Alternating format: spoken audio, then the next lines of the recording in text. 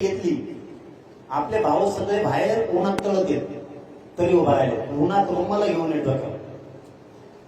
या वेदनेची मी काळजी घेतो बरं का. तुम्ही उन्हात तळता, तुम्ही पावसात झोडपता, मुंबईत झोडपला पण हटला नाही, त्याला मराठा म्हणतो. त्यांचे गाड्या घेऊन पळाला तुम्ही, काय मग बेकार पोटे द्या तुम्ही, काय मुंबईत पळत होते. मला पहिले ते कळलं, ते पोलिसाचं बॅरिकेड त्याला चाक असते म्हणून ते पळत होते. अरे बेदार जाते ना. मुंबईत जिवंत केली तुम्ही, जिवंत विचारानं जिवंत केली. आता मुंबईतले लोक काय म्हणतात माहितीये का, परत येणार आहेत का आपण लोक राय भगवान तिकडं एकदा या हो पुन्हा.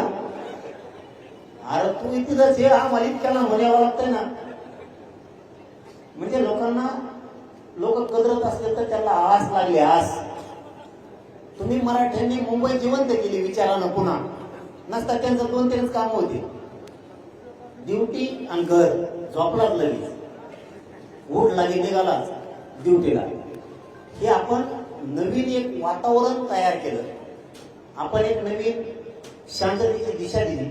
आता पण शांततेतच होणार आहे, पण आंदोलन भाऊ असं होणार आहे. आता असं करायचं,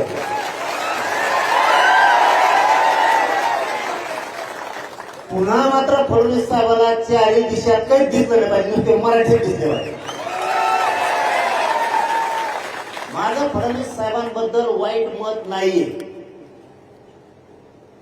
पण माझ्या समाजाचं वाटलं होणार असलं तर मी तुम्हाला कोणालाच मोजणार नाही. मला मित्र नको, मला मंत्र्याशी संबंध, मला माझ्या समाजाच्या लेकराच्या चेहऱ्यावर आनंद बघायचा. तुम्ही जर शेती घेतली, आपले भाऊ सगळे बाहेर